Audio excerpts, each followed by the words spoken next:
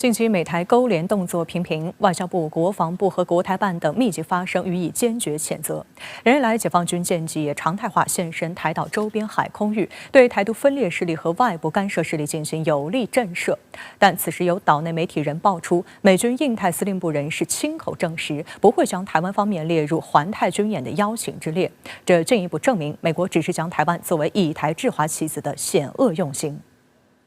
台防务部门6号发布新闻稿称，自当天上午7时起，陆续发现解放军歼10、歼16、苏30、运8、空警500及无人机等各型军机共20架次出海活动，其中10架次越过海峡中线及进入台西南空域。此外，还有军舰5艘次持续在台海周边活动。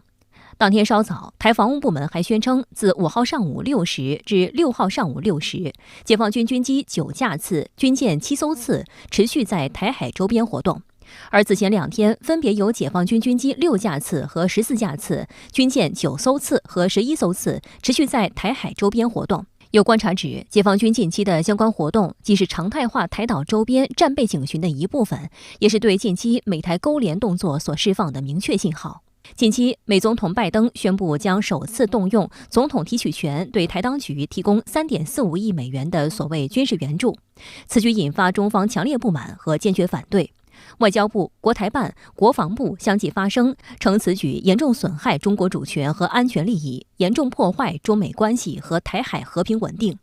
英国《金融时报》还进一步爆料称，白宫即将向美国会提出的乌克兰补充预算请求中加码对台湾地区提供武器资金，此举可以加速美国对台售武进程。此外，民进党主席、2024台湾地区领导人选举参选人赖清德也将于本月中旬过境窜美。美方纵容台独分裂分子及其分裂行径的举措，也将进一步危害中美关系。时事评论员白梦辰对深圳卫视表示，台湾问题事关中国核心利益，完成祖国统一大业是中华民族人心所向，所以常态化台岛周边活动是按照解放军的既定目标来展开行动，而并非一时一事的干扰所致。既然讲到常态化的，那么一定并不是说具体的某件事情啊，大家好像这个打乒乓球来一个回合一个回合，不是，我们有自己的相关的节奏，我们有我们自己的时间表。那么我们要根据这个时间表，不断的通过常态化的巡航啊，无论是空中的还是海上的，一方面呢去验证我们现有的能力，同时呢在这种航行的过程之中，发现我们现在有的这些装备也好、编制也好、部队也好的一些相关的问题，然后呢对这些问题及时的进行修正。美台军事勾连加深，也让台当局对参与美军主导的环太军演产生幻想。但据台湾中时新闻网4号报道，岛内自媒体主持人敏迪不久前参加美国务院举办的一次参访活动，行程包括总部设在夏威夷的印太司令部。有关台湾何时能参加环太平洋军演的问题，印太司令部的参谋长回应称，台湾现在最重要的是训练，应该要把时间放在训练上，而不是把时间花在那些闪亮的大型军演。敏迪称，在环太平洋军演这一块，我这次得到的答案有些令人心酸。对此，有岛内网友表示，美国佬自始就是把台湾当棋子，当作自带狗粮的看门狗，你到现在才感到心酸，真是够悲哀。对于美国来讲呢，他利用环太军演去搞一些小动作啊，包括推进他的所谓美日印澳的这种小同盟，这个当然一定程度上还是能够实现的。但是如果他想要把环太军演变成一个更大范围的，那么比如说美国一些人所叫嚣的针对中国的相关行动的话，我相信这个像之前参与过的这些国家也不见得会真正的上美国的贼船，因为终归这条船的前方一定是不利于美国、不利于整个区域的一个结果。值得注意的是，解放军连日在台岛周边的活动中都出现了无人机的身影。3号上午6时至4号上午6时，14架次解放军军机中包括1架次 BZK-005 无人机。4号上午6时至5号上午6时，6架次解放军军机包括1架次 BZK-005 无人机以及1架次无侦七无人侦察机。今年5月初，一架解放军 BZK-005 无人机就曾顺时针绕台飞行，而无侦七无人机则多次在解放军军机台岛周边活动中扮演角色。此外，解放军多型现役无人机也都现身过台海，其中 TB001、彩虹4均实现过绕台飞行。对于解放军来说呢，现在我们实际上已经适时在实现一种多域的这种应对不同的安全威胁的这样一种行动。那么对于无人机来讲，它本身的长航时、远程，包括它的这个隐身性能各个方面，那么都使得它呢很适合作为一种这个多域作战的那么战场上的眼睛啊，包括我们说它可以执行包括其他的中继啊这些相关的任务。美国防务新闻日前报道称，在过去1年内，解放军无人机多次进入台湾地区的所谓防空识别区。为了应对这种状况，台当局企图通过2个计划来缩小差距，分别专注于攻与防。其中打造的进攻型团队专注于建立和生产多种军用无人机，迄今已有9家民间企业参与该计划。另一个则是无人机防御团队。路透社报道称，台当局最终希望在2024年6月之前汇集大约3200架不同型号的军用无人机。有岛内媒体此前宣称，剑翔反辐射无人机有蜂群攻击的潜力，但外界普遍认为该说法言过其实，台相关技术储备很有限。它的这个整体的这个无人机的水准，其实很诚实的说，并不足够先进。为什么？因为首先台湾本身没有自己足够大的内需市场，然后再加上其实长期政府或者说是执政当局或者说是军方，相对来说在过去都还没有正确的认知到无人机的这样一个运用的这个概念跟能力。那台湾民间是有一些厂商也在做无人机，但仅限于商用无人机。今年3月，岛内军事科研机构中山科学研究院曾进行军用军规无人机发展与应用成果展示。攻击型无人机部分展示了巡飞弹无人机、反辐射无人机、卫星定位无人机及目标影像无人机。侦察型无人机包括战术进程无人机、瑞渊1型及2型无人机、腾云无人机、红雀2型及3型无人机。其中号称台版弹簧刀的巡飞弹无人机系统首度亮相，并引起了台媒的广泛关注与报道。但台湾自身无人机产业技术基础薄弱，让岛内舆论对台版弹簧刀普遍信心不足。台媒也承认，过往台湾无人机厂商普遍仰赖大陆制零件。讽刺的是，如今台湾方面却鼓吹必须改变这种情况，要排除红色产业链，避免无人机误用大陆零件。台空军前副司令张延廷今年5月在岛内政论节目上就承认，无人机是台军目前的短板。我们这一方面落后了。你看，我们到现在为止，红雀、瑞渊、腾云就这3型，你就是3型，而且是3型还没有完完，除了瑞渊之外，但是瑞渊我们知道，瑞渊的性能是有限的。那腾云是好了，但腾云还没有完成作战的整个的列入作战序列。所以我认为，在这一方面，我们要快马加鞭，急起直追。但张延廷口中很好的自制无人机腾云，今年2月在进行飞行测试时起飞失控，突然冲出跑道，造成机身受损。而在这不久前，台湾方面刚刚高调宣传该款无人机在研制时确保绝对没有大陆零件。台湾孙文南院执行长李正奇接受香港大公报采访时就表示，大陆方面现阶段拥有多款全球顶尖的无人机，放眼全球，能够与之相媲美的也只有美国。试问，面对这样的状况，台军还想大力发展无人机，到底意义何在？两岸的无人机技术已经天差地别，以台方的实力根本不足以跟解放军硬碰硬，增加再多的军费投入来发展无人机，都只是浪费老百姓的民脂民膏。两岸关系和平发展才是台海和平稳定的根本保障，台独是死路一条。中规岛内在很长一段时间没有这方面的基础，那么你想要在几年之内建立这种相关的这个整个的我们说工业的产品线，我们讲重新建立一条产业链供应链，这是不太可能的啊。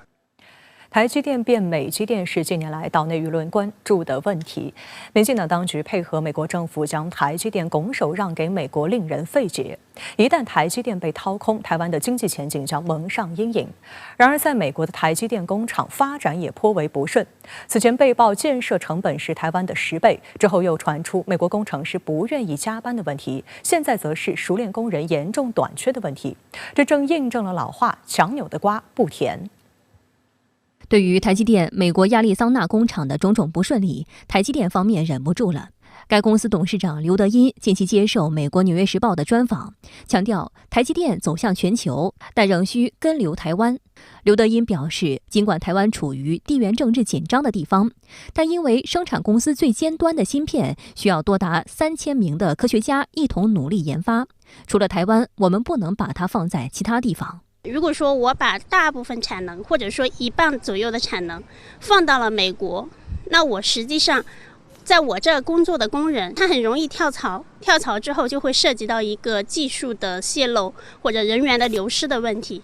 对他全球的龙头地位是有非常大的威胁的。他需要把本土的实力加强，人员的这个流动性他要去防止，实际上就是要守住自己的核心地位和优势。通常来说，闷声发大财是亚洲企业的生财之道，因此台积电对美国社会强调根留台湾显得不同寻常。外界认为，这或许与其台积电在美国设厂以来遭遇的种种挫折有关。3年前，台积电在美国政府的敦促下，宣布在美国亚利桑那州投资设厂。去年底，台积电位于美国亚利桑那州凤凰城的工厂举行首批设备进场仪式时，美国总统拜登甚至到场给足了面子。台积电方面也当即宣布加码投资，在美2期工程总投资金额高达400亿美元，是台积电在台湾以外最大的投资项目。白宫官员也表示，这是美国史上接受的规模最大的境外直接投资之一。拜登表示很受振奋。Where is it written that America can't lead the world once again in manufacturing? I don't know where that's written, and we're proving it can. 值得注意的是，在这次发言中，拜登还高喊工会回来了，但此言遭到台积电创始人张忠谋的强烈批评。今年7月，张忠谋在出席一场活动时回应说，他听拜登这么说，觉得有点刺耳。张忠谋说，过于强势的工会是美国制造业外移的重要推手。在工会对企业经营的不当干预下，钢铁、汽车等行业逐渐在美国消失了，代价是美国的中产阶级也在萎缩。实际上，张忠谋早就提醒，美国要发展芯片制造本地化不可能会成功，除了生产成本高且供应链不完整，工程师的文化差异也是一个关键问题。他举例称，如果半夜设备出问题，值班的台湾工程师马上就能处理，但美国可能要等到隔天早上才会处理，一来一往就出现落差。去年底，台积电曾重金包机，将超过100位高级工程师送往美国，但随着项目的逐渐展开，台积电在亚利桑那州当地的雇员已经超过2000人。张忠谋所担心的文化差异正在重击这家高科技企业。据美国媒体报道，其中一些美国员工已经离职，并在离职后通过多种途径抱怨轮班制度和过长的工时给他们造成了很大的心理压力。这些抱怨成为美国的工会介入的抓手。近期，台积电宣布进度落后，亚利桑那州凤凰城工厂生产4纳米芯片的时间从2024年延至2025年。台积电董事长刘德音还表示，美国当地具有特殊专业能力的劳工不足，并计划从台湾临时调入有经验的建筑技术人员，但此举遭到当地最大规模建筑工会的炮轰，认为这是冒犯，并指责台积电的目的是要引进薪资较为低廉的外籍劳工。这也是刘德音本人下令台积电公关部门安排美国主流大报《纽约时报》的专访的重要原因。但分析认为，掌握了大量选票的工会，即使拜登也得罪不起，更不要说亚利桑那州地方官员。实际情况是，台积电这样的外来户虽然握有高科技和天价投资，但在美国社会却属于弱势群体。所以现在的方式就是台积电要快速的让当地的员工能够上手，那这恐怕是非常大的难处。所以我认为台积电的这座厂恐怕还会再继续延宕，即使你盖好移机进去开始运作，还要再延宕，因为工程师你要双方磨合，又是一个非常大的问题。好，从更广义的角度来看，实际上台积电它在亚利桑那州跟英特尔是有竞争关系，因为英特尔也在那边也要雇几千个工人，所以某种意义上来说，如果说台积电的福利待遇不如英特尔的时候，它实际上是处于竞争的劣势的。据《纽约时报》报道，关于外界盛传台积电芯片能保护台湾免于侵扰的龟顿说，刘德音予以否认，称中国大陆不会特别因为半导体而展开对台行动，也不会因为半导体改变原本的对台规划。刘德音还向美国政府提出建议，除了芯片法案中520亿美元的补贴外，美方还需要提供刺激措施，用在购买美国制造的芯片上。刘德音强调，否则该计划很快将碰到瓶颈，台积电目前还想不到解决办法。岛内舆论普遍认为，台积电在美投产计划遭推迟是意料之中的事。早就有媒体爆料，台积电原本就对赴美设厂反应冷淡，除了建筑成本飙涨至少4倍，台积电送去美国的4纳米生产机台是美国工程师从未接触过的设备，因此更像是给美国芯片制造业开的黄埔军校。德国之声电台曾披露，为解决问题，台积电曾招募一批美国籍的工程师来台受训，结果传出这些工程师难以适应台积电的企业文化，对值班还有开会等等公司日常相当不满。但台积电派去美国的雇员却发现，这些技不如己的美籍工程师的薪水却比自己高出一大截，这又引发他们的强烈不满。还有台湾网友也嘲讽这些美籍工程师是巨婴。美媒认为，美国多年来都是将半导体制造外包，根本没有人才储备。不仅台积电，连美国的英特尔，甚至谷歌和亚马逊的数据中心项目都找不到人，每个项目都在抢人。美国半导体产业协会近日发布的报告显示，到2030年，在美芯片制造商将增加约11.5万个就业岗位，但其中将有6.7万个岗位空缺，空缺率将达到58%。整体美国经济的相关人才缺口则达140万人。彭博社此前警告，如果产业缺工情况不尽快改善，最终美国恐输掉全球芯片竞赛。美国舆论认为，拜登拉台积电建厂，对表2024年投产，以便为他2024年竞选连任加分。这也是他去年11月不远千里飞赴亚利桑那州凤凰城出席台积电设备移交仪式的重要考量。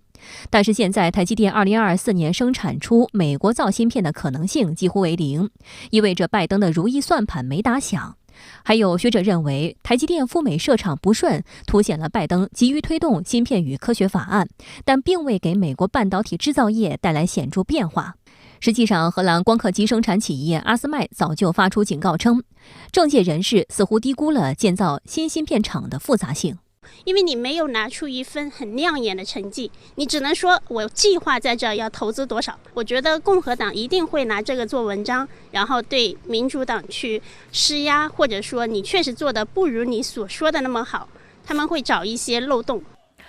好，相关话题继续来连线特约评论员吴畏。吴先生你好。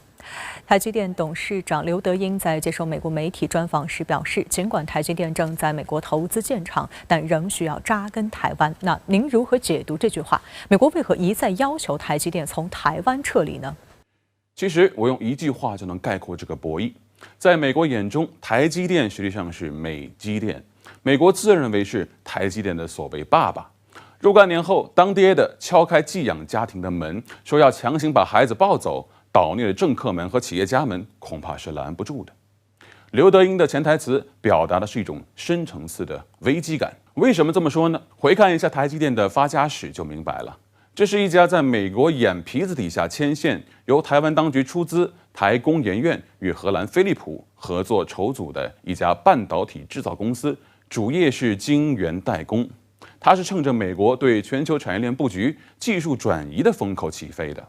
在这个三角合作关系中，美国因素才是真正起决定性作用的拱顶。在美国的同意下，台积电注资荷兰阿斯摩尔公司成为股东之一。荷兰在美国的监督下，向台积电供应一系列先进制程生产工具。也就是说，在美国政府看来，台积电能够获得如今全球半导体头把交椅的江湖地位，全靠自己保驾护航。所谓美利坚才是台积电的造物主。那么，缘何美国萌生了要把台积电所谓搬回美国的想法呢？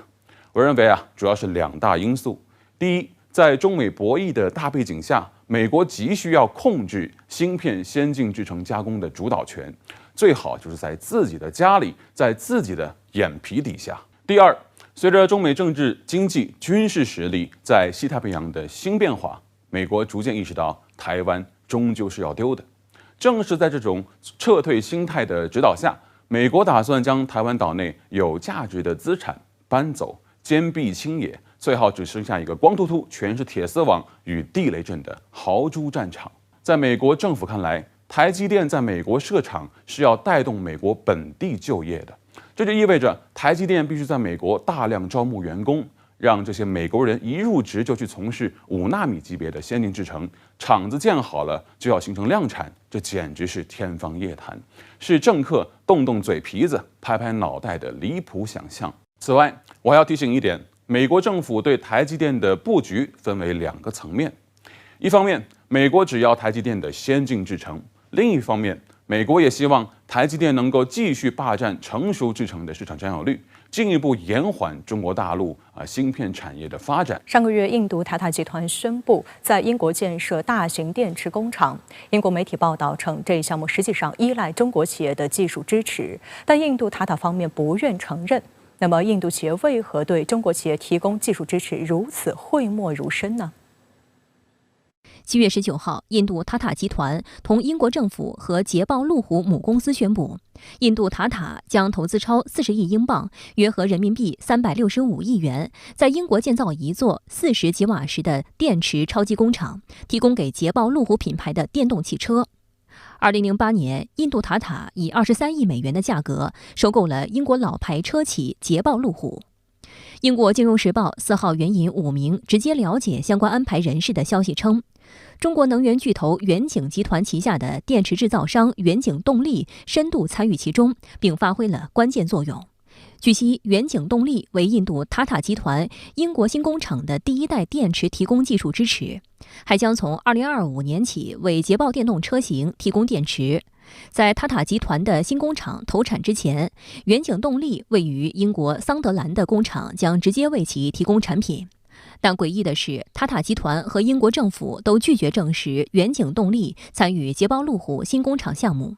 塔塔集团方面表示不会透露正在进行的有关超级工厂的讨论。而上个月在被问及此事时，印度裔的英国首相苏纳克表示，这是塔塔集团的问题，不是我的问题。英国金融时报分析称，位于英国萨默塞特郡的捷豹路虎新工厂项目获得了该国政府5亿英镑的国家援助支持和其他激励措施。但首相苏纳克所在的保守党中有不少议员对中国怀有敌意，因此苏纳克决定低调处理中国企业是否从塔塔项目中分得英国政府补贴的事情。值得注意的是，英国商业和贸易大臣凯米·巴德诺克近期的一次自相矛盾的表态。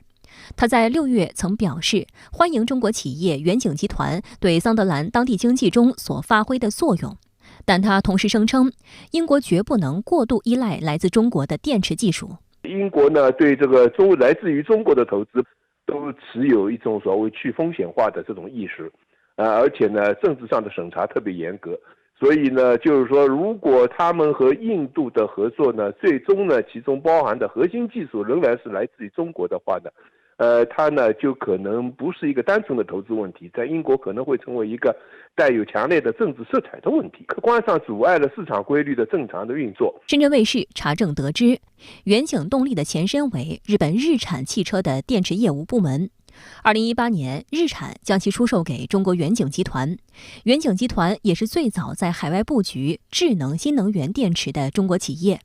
在日本、英国和美国建有厂房，预计到2026年在海外形成160吉瓦时的产能。他们的客户包括日产、本田、雷诺和梅赛德斯奔驰等著名车企。2021年时，有英国媒体称捷豹路虎是远景电池的潜在客户。实际上，塔塔选择和中国企业合作的原因是印度没有可以单独生产车用新能源电池的企业。但印度政府已经制定计划在2030年该国上市的汽车中有超40%为新能源电动车。去年日本首相岸田文雄访问印度时，就送去了30的车用电池项目，投资总额12.6亿美元。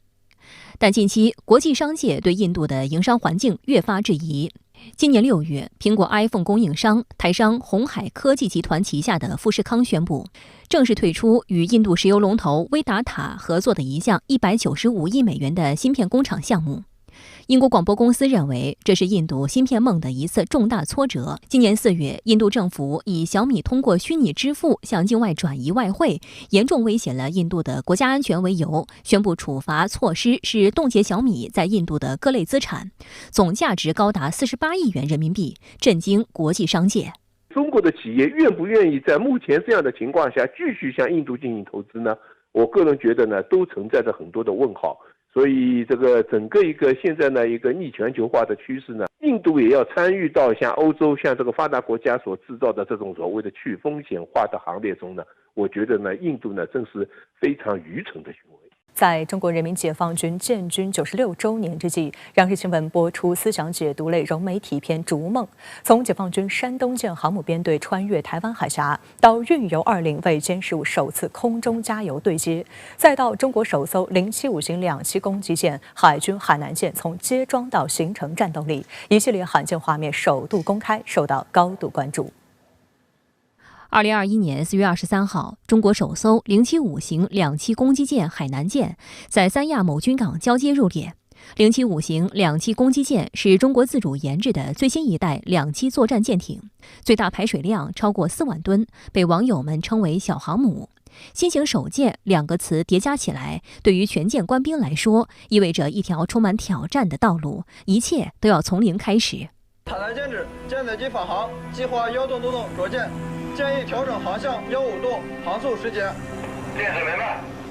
2栖登陆是世界公认的最复杂的作战样式，直面敌人陆海空密集的火力打击，作战窗口很短。起降一架飞机需要几十个岗位的配合，保障一个波次有近100个操作流程。为了在有限的时间内投送出更多的兵力和装备，全舰官兵不断地优化作业流程。海南舰舰长张美玉表示，海南舰作为几万吨的巨舰，体型相当于20多层楼高，200多米长，有近1000个舱室。海南舰上有一个面积相当于20个标准篮球场的直通甲板，可以同时起降多架舰载直升机。海南舰既有能自主防御反击的导弹、近防炮等多种火力系统，还有能搭载多型舰载直升机的直通甲板，以及装载多型坦装和气垫登陆艇的内部坞舱。我们2栖攻击舰它作为一个大型的2栖作战平台，在联合登陆作战中担负主要的投送兵力，也是我们可以通过我们的飞机、气垫艇，通过这个其他的装载设备等等，把我们的陆战兵力投送到登陆作战场，参加我们的联合的登陆作战。第二个的话，我们作为2攻，不仅具有联合作战能力，我们的远洋能力也很强。比如说在海外需要的时候，我们可以远海部署，可以起到这个警戒、这个威慑的作用。同时，我们也可以担负很多多样化军事任务。张美玉强调，海南舰作为重要的新质作战力量，维护国家统一的拳头，势必要打造成优质战斗力，确保能够随时在世界各海域执行国家所需要的任何任务。去年10月，海南舰通过全训考核，形成平台作战能力。075是完全为2栖作战任务所打造的2栖攻击舰，所以它的整个的功能，包括我们说各层甲板的这种高度啊，包括这个内部的车辆跳板的尺寸，这些因素全部都是为了满足尽快的更好的去投送2栖作战部队的任务。所以075是很纯粹的2栖攻击舰。那么这种纯粹呢，好处我们说第一是它的这个成本可控，那么建造速度相对比较快。这个恰恰是我们对2栖攻击舰的最大的要求，所以075应该来讲，我觉得是现在整个世界上性能最先进，同时呢也最用得起的一款舰艇。深圳卫视注意到，思想解读类融媒体片《逐梦》首度公开了山东舰穿越台湾海峡的画面。期间，该舰突遭外机跟踪侦查，为保证自身安全，山东舰紧急放飞了4架挂载导弹的歼15舰载战斗机予以驱离。空空构型歼15飞机4架，2等转1等。空空构型歼15飞机4架，2等转1等。央视公布的画面虽然不多，但引发外界激烈讨论。观察人士指，2等转为1等，指舰载机和飞行员的战备值班等级有所提升。这说明航母本身在航行的过程中始终保持高度戒备状态，也显示航母和舰载战斗机状态良好，飞行员随时能战。此外，能够一次起飞4架战斗机，表明山东舰具备了完全的作战能力。山东舰穿越台湾海峡的画面首度曝光，引发岛内媒体热议。台湾空军前副司令张延廷认为，从航母山东舰的歼15战机挂弹可以看出，作战强调的是制空权。航空母舰的训练的风险比在平地用一般的机场来看呢，难度是高。我们知道航空母舰它虽然它的长度是305公尺，但是它可以使用的跑道的长度啊，也只有130公尺起飞。那非常的短的这个跑道的起飞啊，它的难度就是比较高，风险就比较大。值得一提的是，运油20和歼15首次空中加油对接的画面也首度公开。距汇合点还有30公里，准备放软管。歼15在首次空中加油中，准确地将受油探头与运油20的软管对接。我坚信，越来越多鲲鹏的加入，大国必保，必将伸展自如，挥动有力。此前，解放军曾公开过运油20为歼10C、歼16和歼20等机型进行空中加油，而歼15舰载机此前仅接收由同型战机改装的加油机加油。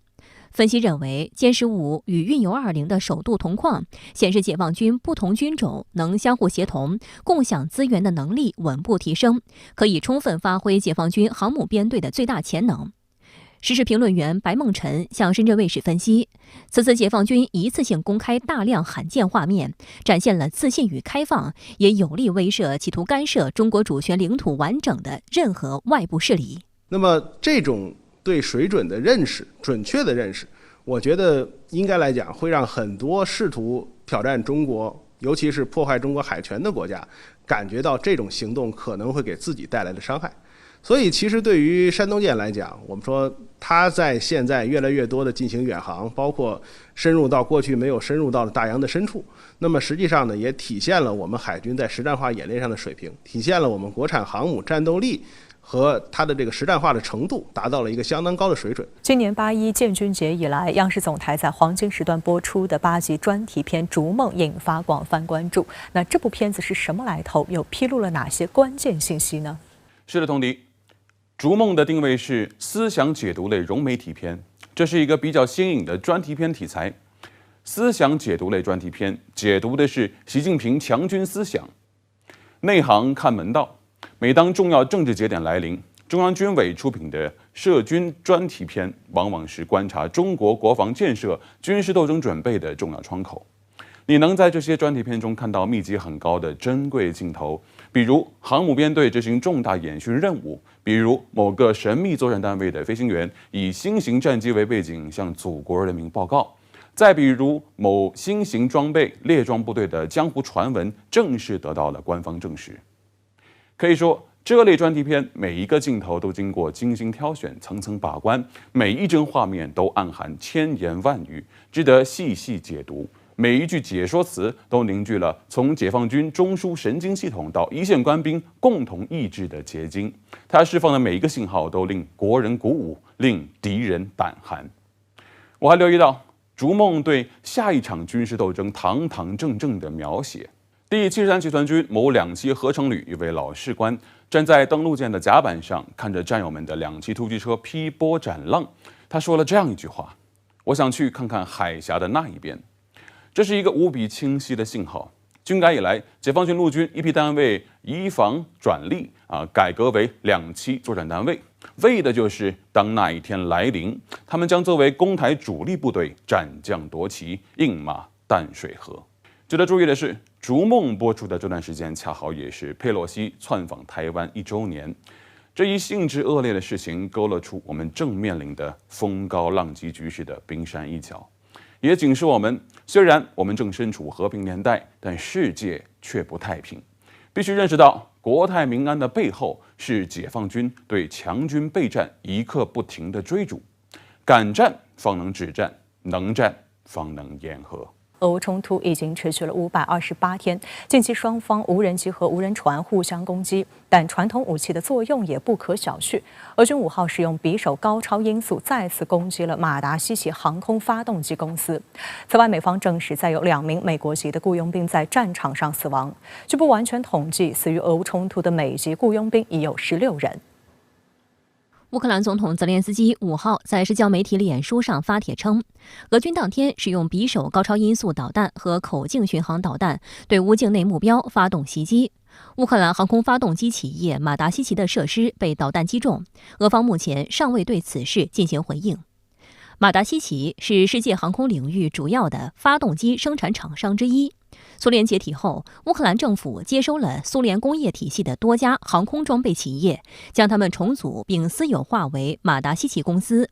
这家公司的主要业务是为安124、米26、米17等航空装备提供发动机维护、升级、更换，在涡扇、涡轴发动机领域号称动力沙皇。但由于经营不善，马达西奇陷入困境，寻求国际投资。2021年，泽连斯基下令将这家公司收归国有。值得注意的是，俄罗斯匕首高超音速导弹在5号的攻击行动中再次出现。这款武器在俄乌冲突爆发不到1个月就首次参战，摧毁了一个乌军的地下导弹和航空武器库。这也是人类战争史上首次使用高超音速武器，受到外界高度关注。但令国际舆论震撼的是，今年5月6号，乌军称使用美制爱国者防空反导系统击落俄军发射的匕首高超音速导弹，被认为这打破了高超音速导弹不可被拦截的神话。但仅仅在10天之后，俄军就使用匕首摧毁了5套美军援乌的爱国者反导系统。匕首高超音速导弹的话，在作战期间的表现还是相当不错的。迄今为止啊，就是乌方并没有展示出来有力的证据，证明自己拦截住了匕首高超音速导弹。之前呢，乌方也放过一些图片，甚至呢还在公开场合进行过展示。但是呢，那些零部件啊，让外界呢都感觉到根本就不是匕首导弹的。此外，美国舆论近日最关注的是再有2名美国籍雇佣兵在俄乌冲突中丧生，他们效力于乌方。据美国《星条旗报》网站8月4号报道，美国陆军前军官安德鲁·欧文·韦伯和海军陆战队前机枪手兰斯·劳伦斯在7月29号乌克兰东部的一次军事行动中丧生。美国国务院也证实有2名美国公民在乌克兰丧生。美国《星条旗报》报道称，据不完全统计，死在俄乌战场上的美国人已经有16人，但美国官方没有发布正式的统计数字。据悉，劳伦斯于2013年加入美国海军陆战队，2015年被派往红海和地中海，具体赴乌克兰的日期不详。而韦伯今年5月份才应聘加入乌克兰武装部队，被编入第59摩托化旅。简历显示，他毕业于著名的美国西点军校，曾被派往伊拉克，2次被派往阿富汗。公开报道证实，在俄乌冲突爆发初期的前3个月，有约2万名外籍军团人员协助乌克兰参战。但最近有媒体报道称，目前仍效力于乌方的雇佣兵降至约2000人。外国雇佣兵在乌克兰战场上的表现嘛，有些地方呢还是比较不错的。比如说，在之前巴赫穆特作战的时候，和乌军一起进行作战的这些外国雇佣兵表现还是比较好，给俄军也造成了比较大的麻烦。但是呢，在巴赫穆特之战结束之后啊，也就是俄军完全控制了巴赫穆特，那在此之后这几个月，基本上就很少再听到外国雇佣兵战场上的其他表现了。有媒体报道，这些雇佣兵大多是看了网上发布的招聘广告而前往应聘，其中相当数量的人员有简单的服役背景，缺乏实战经验。他们中有人目睹了战争的惨状就迅速离开了。有一名加拿大籍雇佣兵用人间炼狱来形容，并表示他在顿巴斯的任务是寻找前一天死亡的战友的尸体。有离开的人对媒体透露，他们没有获得足够的装备，还有的甚至根本没有获得装备，训练也非常不充分，就被送往前线，往往损失惨重。去年曾有消息称，在一次乌克兰军方的训练基地遭导弹袭击事件中，有超过180名外籍军团人员丧生。甚至一些作战经验丰富的美国籍雇佣兵也表示，俄乌冲突的惨烈远超他们此前的预判。今年7月，前美国海军陆战队员特洛伊·奥芬贝克对媒体表示：“这是我参加的第3场战争，也是迄今为止最可怕的一场，太可怕了。”据报道，乌克兰武装部队中的外籍雇佣兵每月工资从最低约合人民币3900元到最高2.4万元不等。但法国媒体报道称，一些法国人去了乌克兰之后，被要求自掏腰包购买武器装备，因为乌军自己的都不够用了。一名匿名雇佣兵表示，他已经花费了约合人民币40万元来购买武器，包括 AK-47 突击步枪等。所花费的经费一部分来自积蓄，一部分来自网络筹款。俄罗斯军事专家亚历山大·阿尔塔莫诺夫透露，北约成员国对乌的援助经费的一部分用于支付雇佣兵的劳务，多家西方雇佣兵公司从中大赚特赚。阿尔塔莫诺夫称，情报显示，英国的 GSS 公司很可能就提供了专业程度较高的雇佣兵员。好，相关话题马上来连线特约评论员陈斌。陈先生你好。在乌克兰宣称要把战争打回到俄罗斯境内后，接连攻击了俄罗斯的军舰和油轮。那您认为这种态势将会延续吗？乌克兰是不是改变了战法呢？主持人好，乌克兰总统泽连斯基呢前不久宣称，乌克兰越来越强大，战争正逐渐回到俄罗斯境内。接着呢，乌克兰便用无人机攻击了莫斯科的摩天大楼，表明战争呢的确回到了俄罗斯。但是呢，这只是乌克兰应对美国及北约的方式之一，并不是战争真的回到了俄罗斯。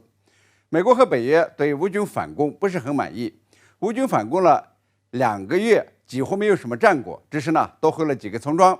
西方对乌军的作战方式也不满意，抱怨乌军没有按照北约老师教的方法打。在受到美西方的批评以后，泽连斯基和乌军决定还是按照自己的方式打，于是就用无人机攻击了莫斯科，成了令人注目的事件。这美国又发话了，说不能用北约国家援助的武器弹药袭击俄罗斯本土。于是乌克兰又一次调整了策略，用无人艇袭击了俄罗斯在黑海的一艘军舰。不到24小时乌军无人艇又袭击了一艘俄罗斯油轮。那么一样也吸引了全球的眼球，目的在于显示乌军的战力依然强大，可以攻击黑海区域的任何俄罗斯军舰。也就是说乌军在于俄军的阵地战上显现不出这个优势，无法突破俄军的地雷阵和上千公里的坚固防线以后，那么就用游击战的方式，不时的攻击一下俄罗斯本土，打击一下克里米亚大桥，或者偷袭黑海的俄军军舰和油轮、货船等等，以显示乌军的战斗力。这样不仅可以赢得一定的时间，迫使美西方提供更多的武器弹药和军人培训，同样也可以节省兵力和武器弹药。这乌军正在正面战场上的伤亡比较大，而且缺乏预备部队。乌军作战全靠这个美西方的援助，而俄军则有几十年的积累，拥有比较全面的这个武器装备制造技术，掌握着制空权。所以这个说乌军采取游击战偷袭的方式也是没有办法的办法。美国和北约援助的先进坦克和火箭炮、技术炸弹等等，也没能改变战争的走向。即便今后再援助 F-16战斗机，似乎也是一样的结果。我觉得英国广播公司的分析是比较客观，说从目前的俄乌战争形势看，时间不在乌克兰一边。到了秋天，雨季将会来临，道路变得泥泞，乌军反攻将会变得越来越困难。此外这个明年春季结束，美国总统选举周期将会开始。如果乌克兰在战场上不能够取得任何决定性的进展，那么美国和北约的支持很可能就逐渐减少了。现在沙特正举行乌克兰实现和平的吉达和平会议，那是否意味着俄乌军事冲突到了转折点，该转向和谈方向了？沙特举行的乌克兰问题国际会议，目标是为和平结束乌克兰战争达成一致的原则，但并不意味着这个俄乌军事冲突就到了转折点。这次会议是一个务虚会，各国都说说自己的想法，对泽连斯基去年提出的10点主张加以评估，但是不会有实质性的结果，也没有联合声明。巴西代表团已经说明了，这个任何实际的谈判都必须广纳所有阵营，包括俄罗斯。如果真的要和平，那么就必须让莫斯科参与到这个过程中。从俄乌双方及美西方的态度看呀，这个乌克兰危机呢还要在泥潭里打滚一段时间，也就是人们所说的消耗战。我个人预计呢，这种消耗战大概要持续到明年春天。只有当美国大选开始紧锣密鼓，拜登政府无暇专注于俄乌冲突，才有望进入和谈阶段。真正呢想以和平方式结束战争，就不再会谈原则了，而是谈如何划界，如何建立停火线，双方提出怎样的具体条件。